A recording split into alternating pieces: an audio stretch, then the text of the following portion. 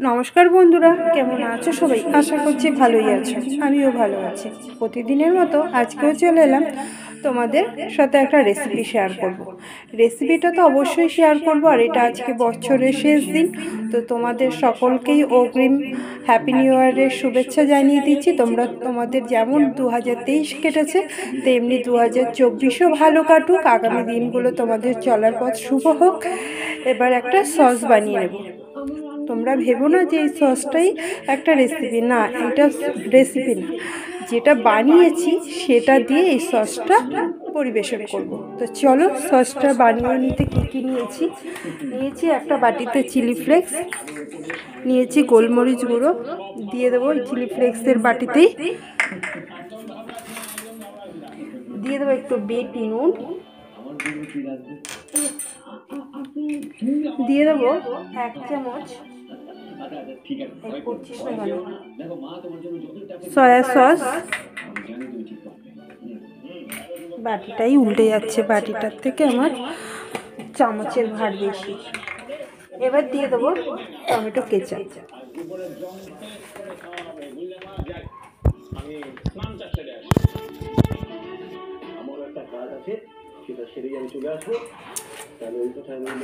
এবার এটাকে মিশিয়ে নেব।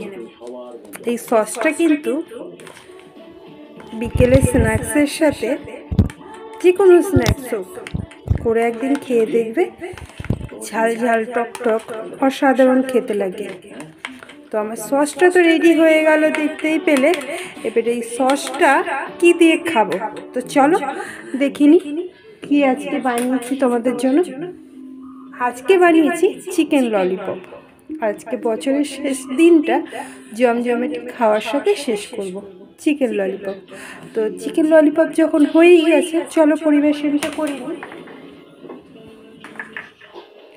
তো পরিবেশনের জন্য রেডি হয়ে গেছে আমার চিকেন ললিপপ, যেটা আমি সস দিয়ে পরিবেশন করছি। সসটা কিভাবে বানিয়েছি সে তো দেখলি। এবার চলো দেখে নিই ললিপপটা কিভাবে বানালাম। তো চলো দেখে নিই। ও তার আগে যারা আমার চ্যানেলটিকে এখনও সাবস্ক্রাইব করোনি, প্লিজ তোমরা একটু সাবস্ক্রাইব করে দাও। নতুন বছরের জন্য তোমাদের সাথে সমান তালে চলতে পারি, সেই একটু আশীর্বাদ করো, একটু সহযোগিতা করো, আমার পাশে থাকো। আর যারা পুরনো বন্ধু রয়েছে, আমার সাথেই আছো, পাশেই আছো এবং থাকবে, তাদের জানিয়ে অসংখ্য ধন্যবাদ। আগামী দিনগুলোও তোমাদের অজস্র ভালো কাটুক। যদি কারো সময় খারাপ থাকে, তাদেরও ভালো দিন আসবে, অবশ্যই আসবে। তো চলো দেখে নিই চিকেন ললিপপটা কীভাবে বানালাম। আশা করি তোমাদের রেসিপিটা ভালো লাগবে। প্রথম থেকে শেষ পর্যন্ত অবশ্যই দেখবে। কোথাও যদি গিয়ে ভালো লাগে তাহলে লাইক কমেন্ট শেয়ার অবশ্যই করবে। তো চলো দেখে নিই চিকেন ললিপপ করতে কি কি লাগে আর কীভাবে করেছি। আজকে করব চিকেন ললিপপ। চিকেন ললিপপের জন্য চিকেন উইংস পিস নিয়েছি। এটা বাজার থেকেই, দোকান থেকে কাটিয়ে আনতে হয়। বাড়িতে তোমরা যদি পারো করবে, আমি বাজার থেকেই কাটিয়ে এনেছি। আজকে বছরের শেষ দিন, কিছু জমজমাটি রেসিপির সাথে আজকে বছরটা শেষ করব।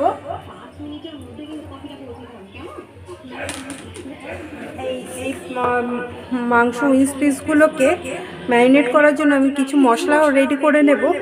আমি নিয়েছি কয়েক টুকরো ধনে পাতা, নিয়েছি কটা পুদিনা পাতা, আছে রসুন, আদা আর কাঁচা লঙ্কা। এটা আমি পেস্ট করে নেব।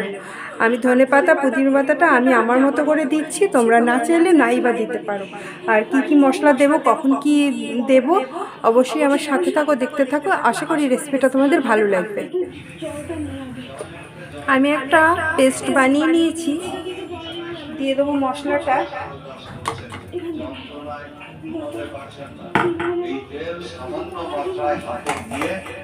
দিয়ে দেবো গোলমরিচ গুঁড়ো, দিয়ে দেবো পরিমাণ মতো নুন, দিয়ে দেবো একটু সয়া সস, আর দিয়ে দেবো হোয়াইট ভিনিগার। 1 চামচের মতো হোয়াইট ভিনিগার দিলাম।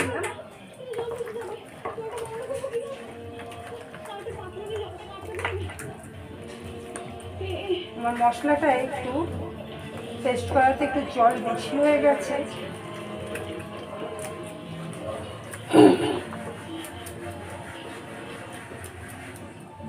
এবার এটা ম্যারিনেট করে রেখে দেবো 1 ঘন্টা।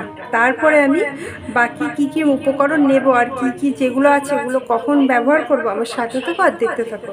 তো চলো এটা রেখে দেবো 1 ঘন্টার জন্য ঢেকে ম্যারিনেট করতে থাকে। মাংসগুলো 2 ঘন্টা ম্যারিনেট হয়ে গেছে।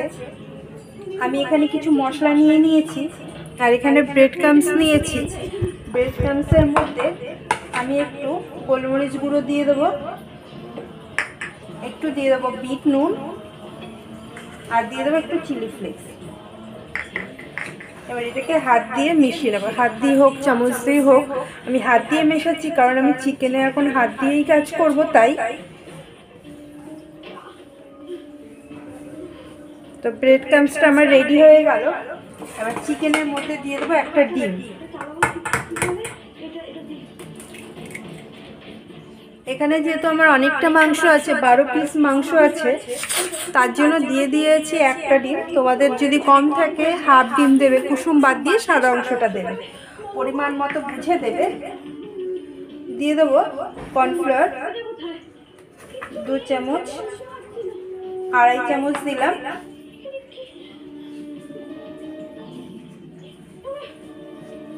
এটা 2.5 চামচ ময়দাও দিলাম। এবার হাত দিয়ে মেখে নেব।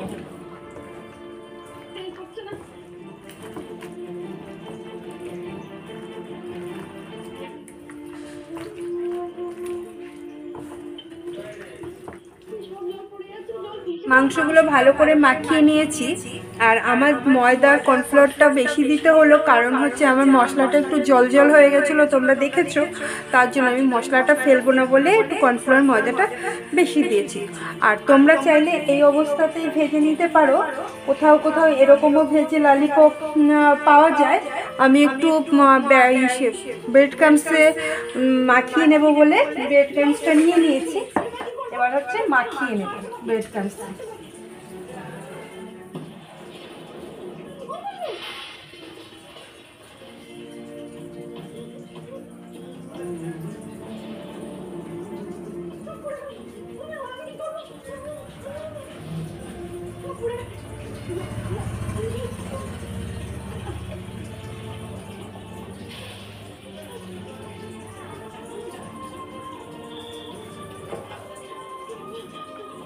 দেখো একটা রেডি করে নিয়েছি, তোমাদের আরও একটা দেখিয়ে দিচ্ছি। এই দেখো এরকম একটা পিস নিলাম, এর ব্রেড ক্রাম্বস মাখিয়ে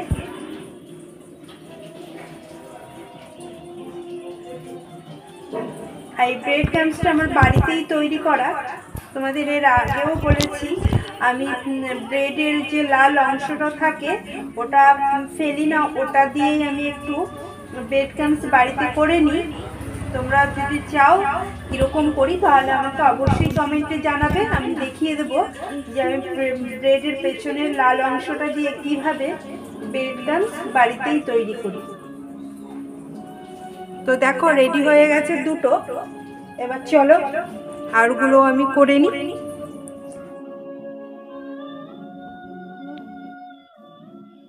দেখো সবগুলো রেডি করে নিয়েছি, এক থালা আমার রেডি হয়ে গেছে। এবার এটা তেলে ভেজে নেব।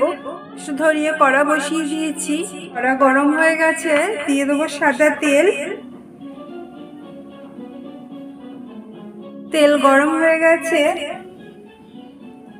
এবার একে আমি দিয়ে দেবো। আর গ্যাসের ফ্লেমটা আমি মিডিয়াম টু লো করে দিয়েছি প্রথমে, এরপরে লো করে দিয়ে একবারে ভাজবো আস্তে আস্তে। লোতে দিয়ে দিয়েছি, এবার লোতে আস্তে আস্তে করে আমি লাল করে ভেজে নেব। দেখো লাল করে ভাজা হয়ে গেছে, এবার তুলে নেব।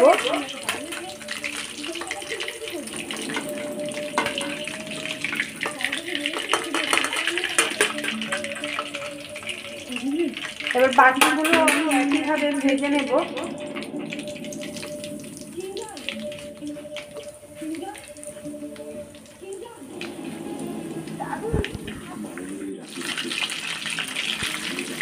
সবগুলোই লাল লাল করে ভেজে নিয়েছি।